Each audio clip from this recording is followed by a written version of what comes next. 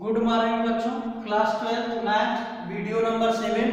आज का टॉपिक है एक्सरसाइज 1.1 का कल का कुछ क्वेश्चन बता दिए थे। आज का उसके आगे का क्वेश्चन सॉल्व करेंगे। क्वेश्चन नंबर आपका 30। तो क्वेश्चन नंबर 30 देखिए क्या कह रहा है, ध्यान से देखिए। कह रहा है कि show that the relation R in a set of A ठीक और पॉलीगन। सेट एक ऐसा सेट है, ए एक सेट है जिसमें सभी पॉलीगन है। क्या है? पॉलीगन।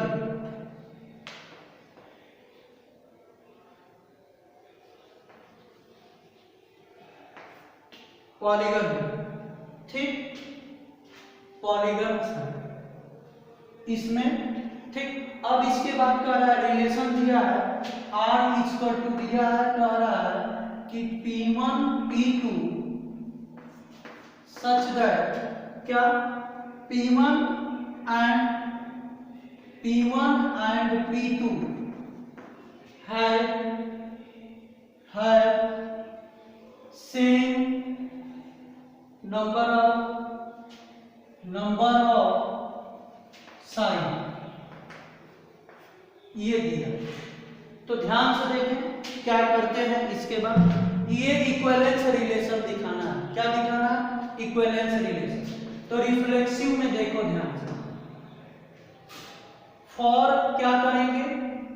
एनी पी के लिए, P1 के लिए सेट ए का एलिमेंट ले लिए। अब ध्यान से P1 और P2 है the same number of side, यानी हमारे पास पॉलीगन कोई है, पॉलीगन मान लेते हैं, ये पॉलीगन हो गया, ये पॉलीगन, ये P1 हो गया, ये P2 हो गया।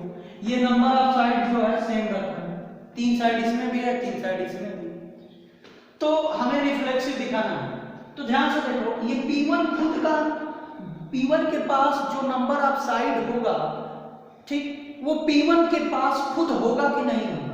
यानी कहने का मतलब कि लिखेंगे सिंस, लिखेंगे therefore P1 and P1 have same number of side। P1 के पास, इस P1 के पास जितना साइड होगा उतना ही इस P1 के पास होगा कि नहीं होगा।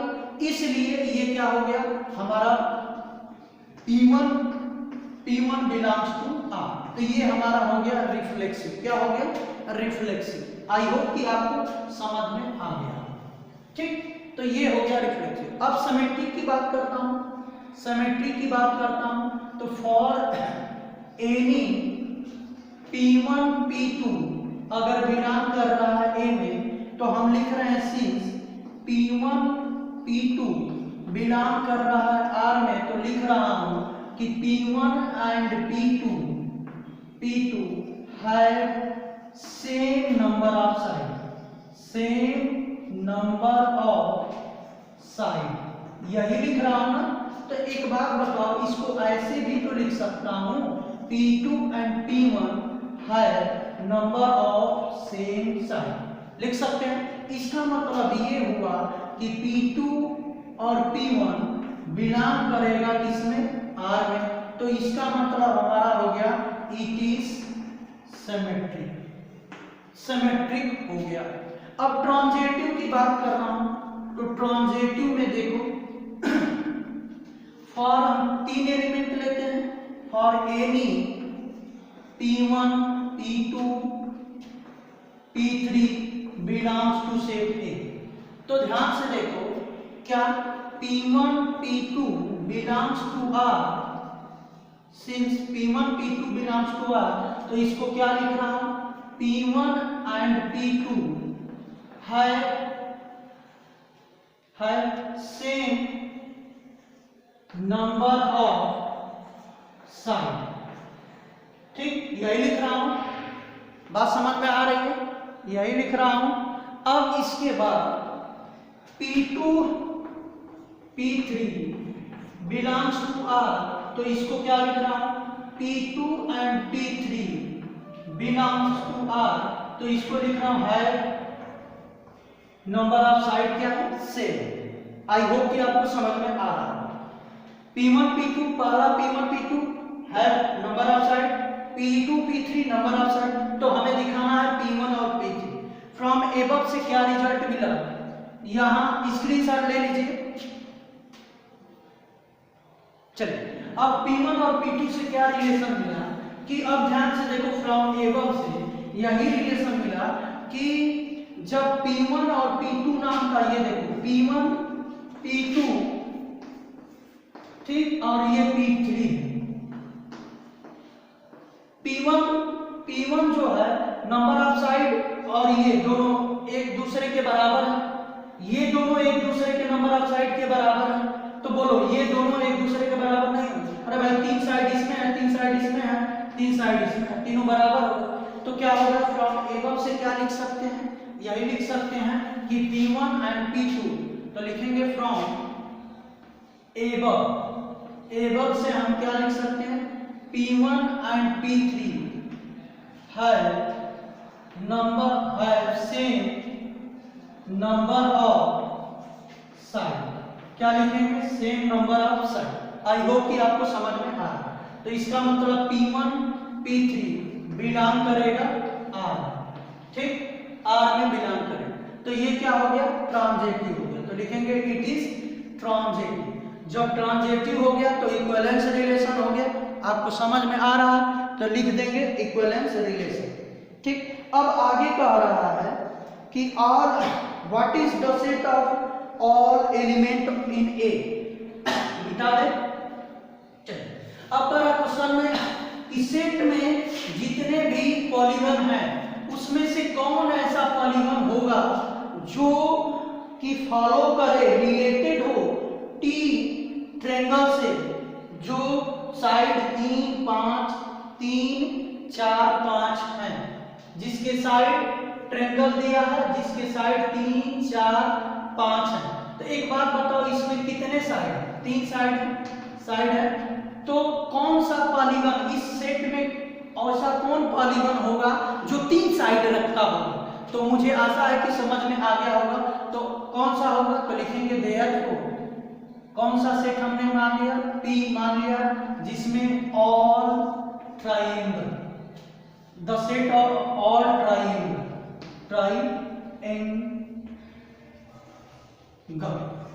जो कि रिलेटेड होगा किससे, इस ट्रायंगल के, जिसके 3 साइड है तो इसके भी 3 साइड है, तो ट्रायंगल के भी 3 साइड होते हैं, इसके भी 3 साइड है, तो इससे रिलेटेड होगा। भले साइड ये 3 है तो 7 होगा, 5 है तो 5, 10 होगा, 15 है तो 20 होगा, उससे नहीं मतलब, लेकिन नंबर ऑफ साइड क्या होगा, सेम होगा। अब क्वेश्चन नंबर 14 देखें, मिटा दें। चलिए अब 14 नंबर का आ रहा है क्वेश्चन, ध्यान से देखेंगे। कह रहा कि रिलेशन दिया है कि L1 और L2 एक्स वाई प्लेन की बात कर रहा है, तो दे रहा है रिलेशन 14 नंबर है, L1 और L2 का दिया है such that L1 parallel to L2, ये दिया है, ठीक।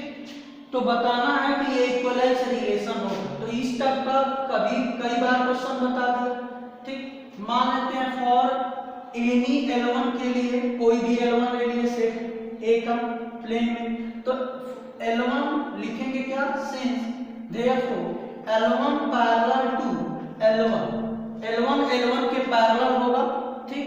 देयरफॉर क्या होगा कि L1 बिलोंग करेगा R में, यानी इसका मतलब इट इज रिफ्लेक्सिव, क्या हो गया, रिफ्लेक्सिव हो गया।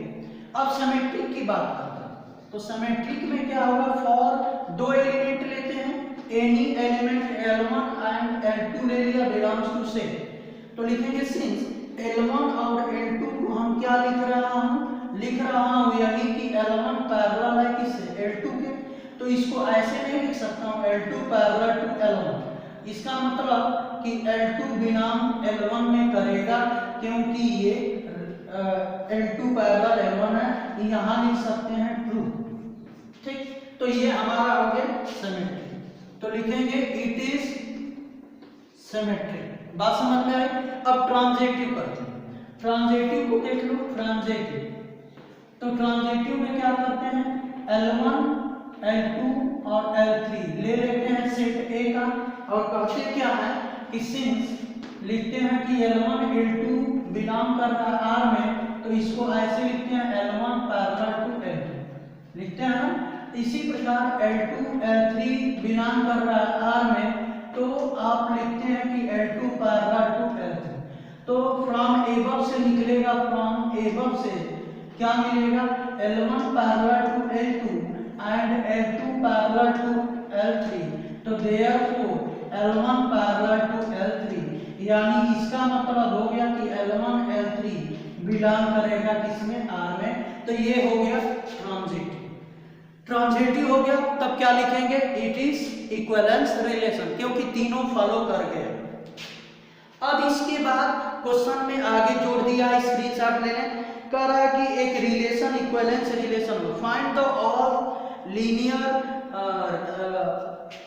लीनियर इक्वेशन ऑफ लाइन जो रिलेटेड हो y बराबर 2x प्लस 4 से। मिटा दें तो ध्यान से देखें, तो हमारा कैसा होगा, तो एक ऐसा सेट लिखना है जो किससे रिलेटेड हो, y equal to 2x plus क्या हो 4 से रिलेटेड। तो ध्यान से देखो, since y equal to 2x plus 4, कोई लाइन है, मान लेते हैं यही लाइन है, क्या है, y बराबर 2x प्लस 4, तो इससे कब रिलेटेड होंगे सब लाइन, जो इसके पैरेलल है, इसके पैरेलल, ठीक, इसके पैरेलल जितने लाइन रहेंगे इससे रिलेटेड होंगे, क्योंकि हमारा रिलेशन क्या है, पैरेलल है। तो पैरेलल लाइन का इक्वेशन क्या लिखते हैं, उसका स्लोप सेम होना चाहिए, स्लोप तो 2x होना चाहिए, लेकिन ये आपका c कुछ भी हो सकता है, ठीक, ये आपका 2 लिख सकते हैं, 7 ये भी पैरेलल होगा, 2x प्लस 9 ये भी होगा, y equal to 2x plus 10 ये भी होगा, 2x y equal to 2x plus 11 ये भी होगा। यानी जनरल बात करें तो y बराबर 2x प्लस c लिख सकते हैं। आई होप कि आपको समझ में आया होगा। तो इसको क्या लिखेंगे, तो देयरफॉर हमारा सेट हो गया क्या, x कामा y, ठीक, y equal to 2x plus c, ये हमारा क्या हो गया सेट, जो कि इससे रिलेटेड होगा, ठीक। क्वेश्चन नंबर 14 हो गया, ठीक, मिटा दें।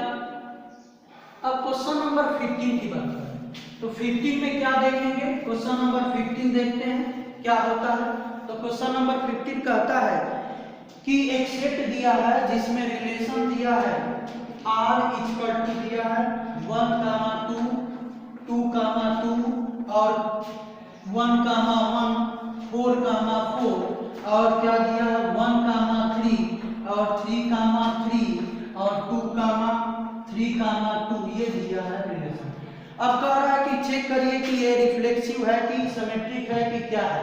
सेट दिया है हमारा 1 2 3 एंड 4। देखो रिफ्लेक्सिव के लिए हमने बताया था कि a कामा a बिलोंग करेगा R।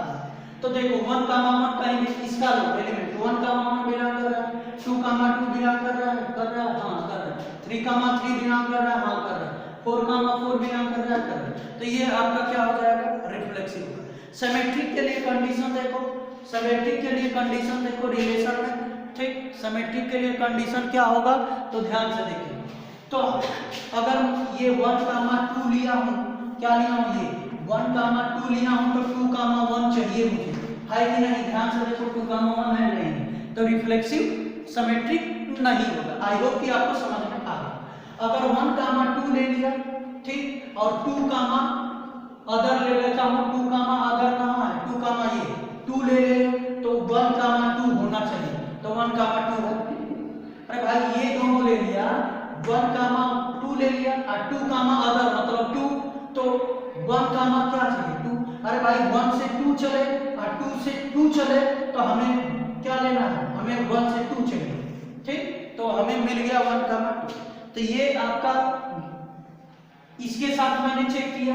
अब 1 कामा और इसके साथ चेक कर लेते हैं, 1 कामा 3 ले लिया और 3 कामा 2 ले लिया, तो 1 कामा 2 है, चेक कर 1 कामा 2 है, तो ये है। तो आई होप कि आपको समझ में आया होगा। तो 15वां का आंसर कौन सा होगा, बी होगा, रिफ्लेक्सिव है, ट्रांजिटिव है, लेकिन सिमेट्रिक नहीं है। आई होप कि आपको समझ में आ गया होगा। अब लास्ट क्वेश्चन 16 है, 15वां था ये, 16वां क्वेश्चन देख लीजिए क्या है। 16वां क्वेश्चन कह रहा है कि a बराबर b, ए पर रिलेशन दिया है, रिलेशन क्या दिया, a कामा b, और दिया है सच दैट a क्या दिया है कि a बराबर क्या है, a बराबर क्या है b माइनस 2, a बराबर क्या है b माइनस 2, b क्या है लेस देन क्या है 6 है, लेस देन क्या है 6 है। तो कह रहा है कि करेक्ट द आंसर, कौन सा आंसर सही होगा। ठीक, तो 16वां का देखिए कौन सा आंसर सही होगा। तो b की वैल्यू हम क्या रखेंगे, b की वैल्यू 1, b की वैल्यू 2, b की वैल्यू 3, b की वैल्यू 4, b की वैल्यू 4, b की वैल्यू 5, b की वैल्यू बस 5 तक रखेंगे, बस समझ। तो a की वैल्यू क्या मिलेगी 1 रखेंगे, a की वैल्यू क्या मिलेगी क्या दिया है, सॉरी 6 से बड़ा रखना, गलत लिख दिया क्वेश्चन, 6 से बड़ा। तो 6 से बड़ा रखेंगे तो ध्यान से देखेंगे क्या मिलेगा, हमें मिलेगा करेक्ट आंसर निकालना है। ठीक, तो ध्यान से देखें, b 6 से बड़ा रखना है तो 7 रखें, तो a की वैल्यू क्या मिलेगा 7 माइनस 2 बराबर 5, a की वैल्यू क्या मिलेगा 8 रखेंगे तो 8 माइनस 2 बराबर 6, 8 9 रखेंगे तो 2 तो 7, 10 रखेंगे तो 2 8, ये मिलेगा। तो ध्यान से देखें इसमें ऑप्शन कौन सा सही है। तो 2,4 तो नहीं आ रहा, 3,8 भी नहीं आ रहा, 7,8 सॉरी 8,7, 8,7 नहीं आ रहा, 7,8 होना चाहिए।